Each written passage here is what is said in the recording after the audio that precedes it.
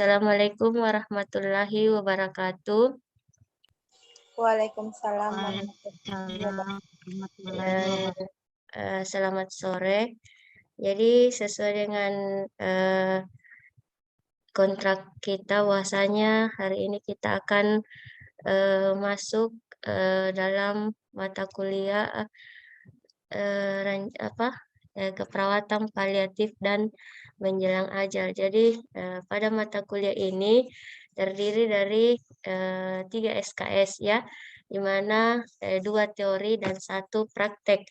Ya, jadi ada pun mata kuliah prasyarat untuk mata kuliah ini adalah yang pertama mata kuliah ilmu keperawatan dasar, ilmu dasar keperawatan dan keperawatan komunikasi ya. Kemudian adapun di sini deskripsi mata kuliah ini, di mana mata kuliah ini akan mempelajari tentang perspektif keperawatan dan konsep perawatan paliatif, etik, kebijakan, teknik menyampaikan berita buruk, komunikator, kebutuhan psikologis pasien paliatif, menjelang manajemen nyeri, berbagai macam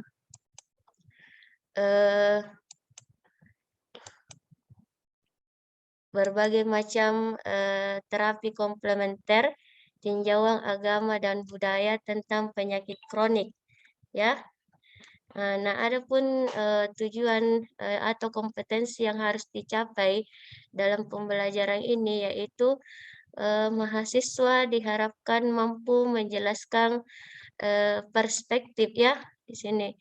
Di sini mampu memahami perspektif keperawatan dan konsep perawatan paliatif. Yang kedua, mampu memahami dan menjelaskan etik dan kebijakan perawatan paliatif. Yang ketiga yaitu mampu berkomunikasi dengan pasien dan keluarga yang mendapat perawatan paliatif.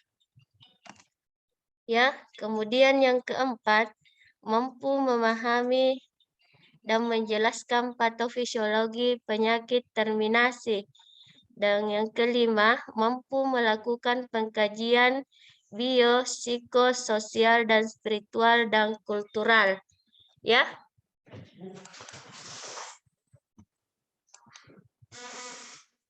Dan yang keenam di situ mampu menyusun rencana asuhan keperawatan pada pasien terminal. Ya, jadi itu yang harus dicapai oleh mahasiswa. Kemudian evaluasi yang direncanakan di sini, yang pertama yaitu penugasan. Ya, penugasan yaitu bobotnya sebanyak 10%. Kemudian persentase tugas bobotnya sebanyak 10% dan diskusi kelompok kecil atau tutorial itu sebanyak 10% dan ujian akhir blok sebanyak 30%, skill lab-nya itu sebanyak 30% dan kehadiran sebanyak 10% ya. Jadi itu nanti untuk keperawatan paliatif. Oke, jadi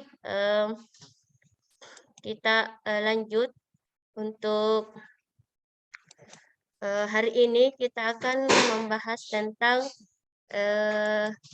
komunikasi terapeutik, ya, komunikasi terapeutik pada pasien paliatif.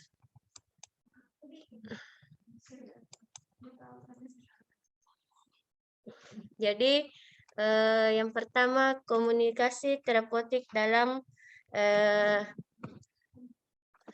paliatif. Jadi komunikasi di sini adalah proses dua arah dalam memberikan dan menerima pesan. Jadi di sini komunikasi itu ada yang harus dua arah, harus ada yang memberikan dan ada yang menerima pesan, ya. Jadi yang kedua, komunikasi berperan sebagai alat diagnostik dan terapi. Jadi kenapa dikatakan bahwasanya komunikasi berperan sebagai alat diagnostik dan terapi karena dengan adanya komunikasi dengan perawat, kita sebagai perawat di sini bisa mengkaji keluhan-keluhan pasien, apa-apa keluhannya sehingga bisa menerapkan suatu diagnosa keperawatan ya, dan bisa melakukan dari diagnosa ini kita bisa melakukan terapi ya, terapi kepada pasien tentang apa masalah yang yang dia hadapi ya.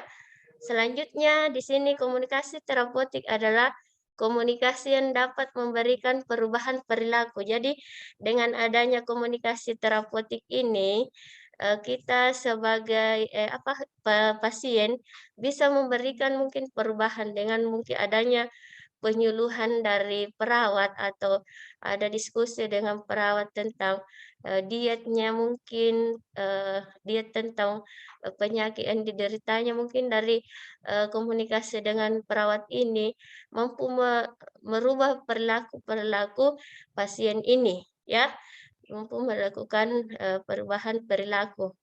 Kemudian yang keempat, dalam komunikasi terapeutik sangat penting adanya bahasa tubuh.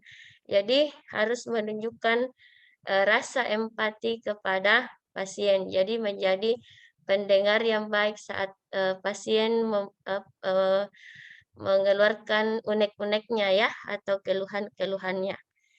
Jadi jangan secuek ya. Paham sampai di sini? Paham, Bu. Ya, selanjutnya kita masuk ke komunikasi yang baik. Bagaimana sih komunikasi yang baik dengan pasien? Yang pertama itu membina hubungan yang baik dulu, ya, membina hubungan yang baik dengan pasien. Kemudian mengurangi rasa terisolasi. Dari sini juga kita memberikan dan mengumpulkan informasi. Jadi memberikan dan mengumpulkan informasi ke pasien ya.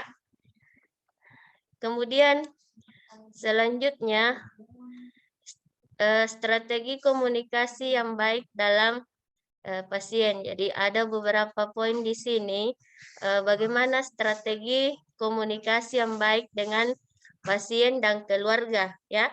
Jadi ada yang pertama itu mempersiapkan lokasi dan situasi untuk berdiskusi. Yang kedua, jadi nanti kita bahas di sini ya. Di sini pertama itu mempersiapkan lokasi dan situasi untuk berdiskusi. Apa yang perlu dipersiapkan di sini? Jadi kita di sini sebagai perawat harus memastikan bahwasanya pasien dan keluarga dalam kondisi yang baik dan tim medis siap menyampaikan informasi. Jadi harus dipastikan dulu keluarganya dalam kondisi baik-baik saja ya. Jadi jangan sampai pada saat emosi kita mau menyampaikan informasi ya. Kemudian yang kedua itu menunjukkan rasa empati dan peduli dalam berdiskusi. Jadi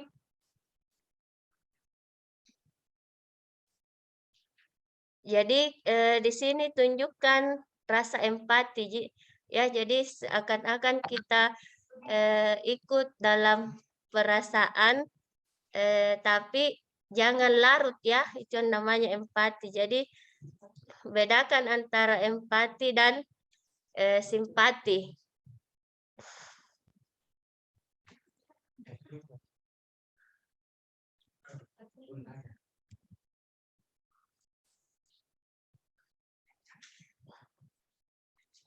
Selanjutnya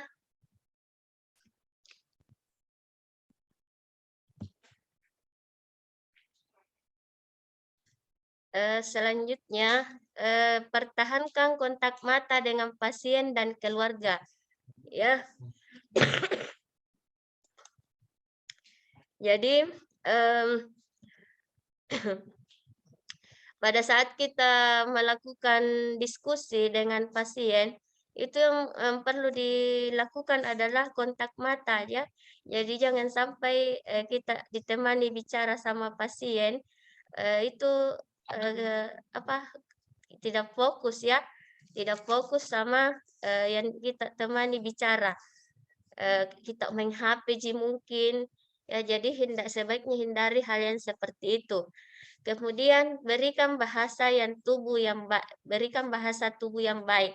Jadi sebagai perawat di sini, berikan bahasa tubuh yang baik, jangan kayak orang sombong ya, pada saat, kita akan diskusi.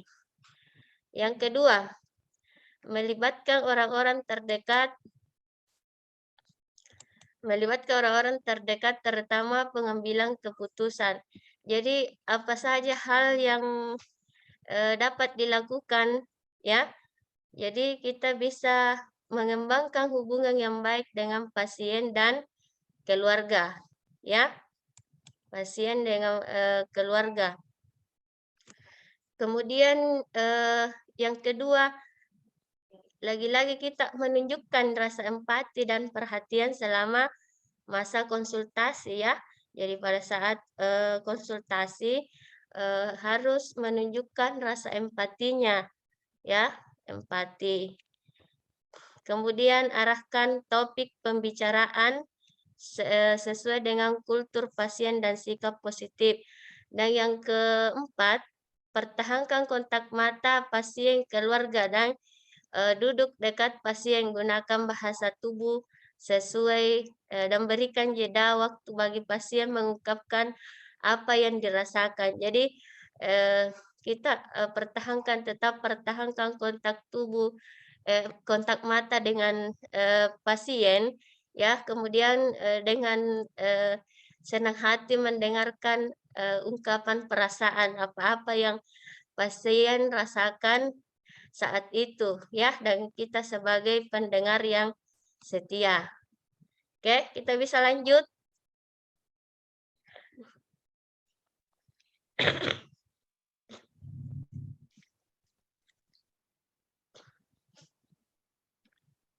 Kita lanjut ya. Paham sampai di sini? Iya, Bu. Iya, Kemudian yang ketiga, menggali informasi dari pasien ya. Jadi kita di sini dengan adanya komunikasi kita bisa menggali informasi dari pasien, jelaskan maksud dan tujuan diadakannya diskusi dan tanyakan apa harapan dari pasien ya.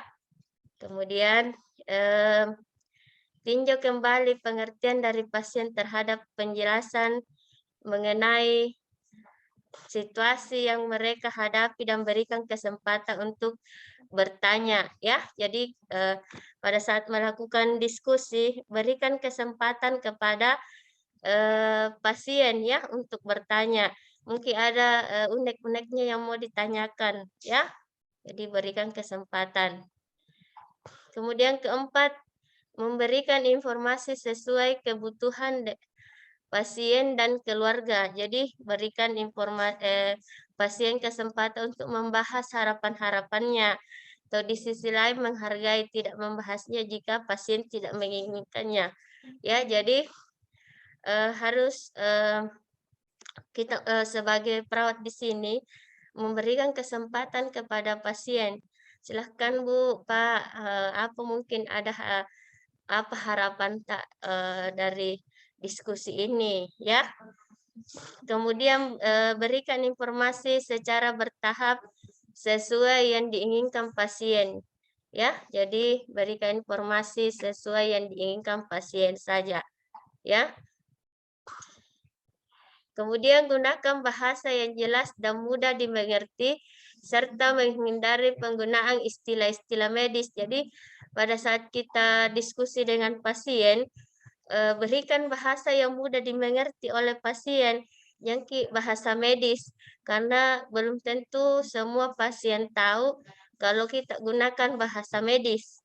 Ya, jadi sebaiknya yang mudah dimengerti oleh pasien sehingga komunikasi kita berjalan dengan lancar. Oke? Iya, Bu.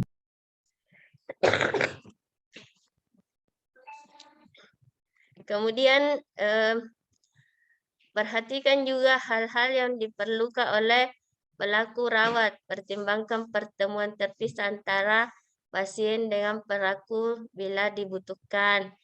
Berikan informasi dan pendekatan yang konsisten kepada setiap anggota keluarga. Kemudian di sini yang paling perlu diperhatikan yaitu minimalkan penggunaan kata-kata meninggal dan sekarat dalam diskusi. Ya, jadi jangan sampai dengan kata-kata tambah cemas si pasien tak. Ya, jadi minimalkan kata-kata menggunakan kata-kata meninggal dan sekarat.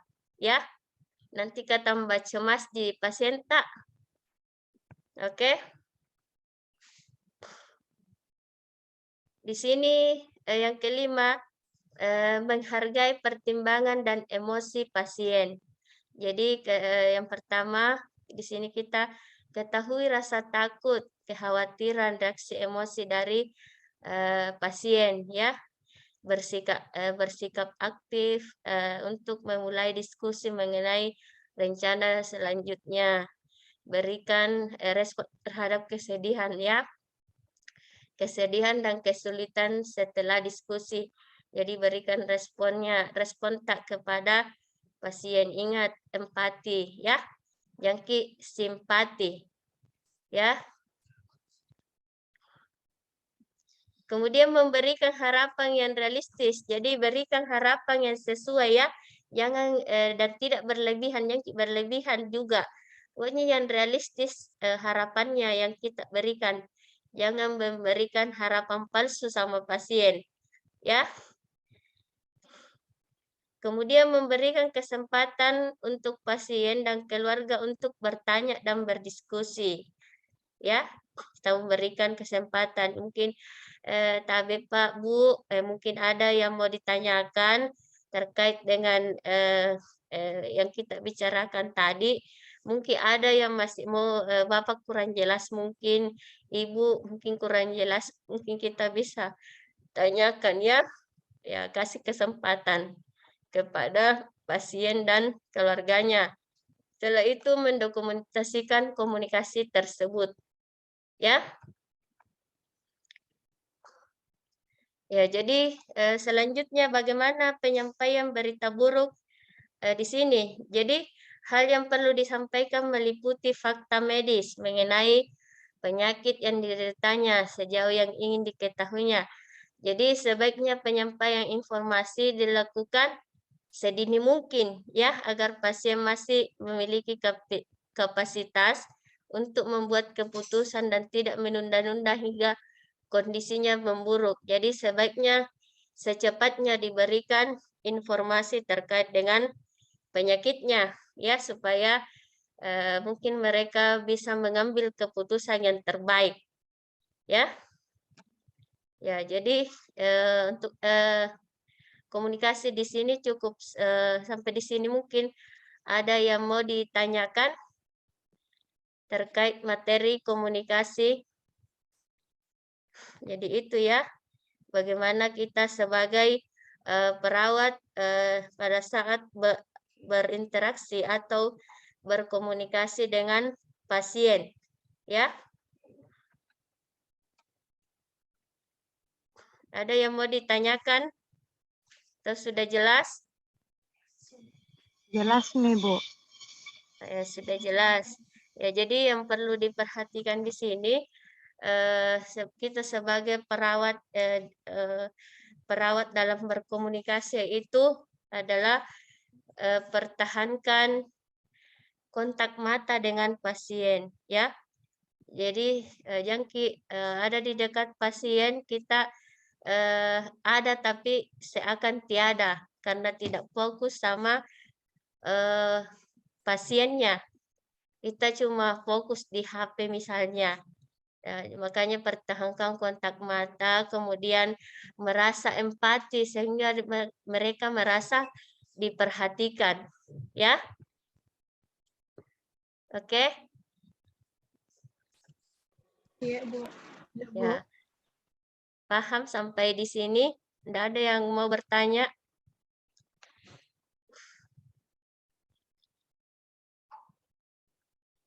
Tidak ada yang mau bertanya?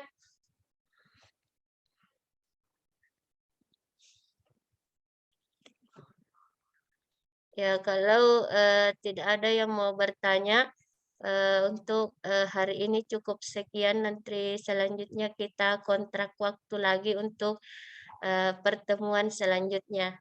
Dan saya akhiri dengan ucapan wabillahi taufiq wal hidayah. Assalamualaikum warahmatullahi wabarakatuh. Waalaikumsalam warahmatullahi wabarakatuh.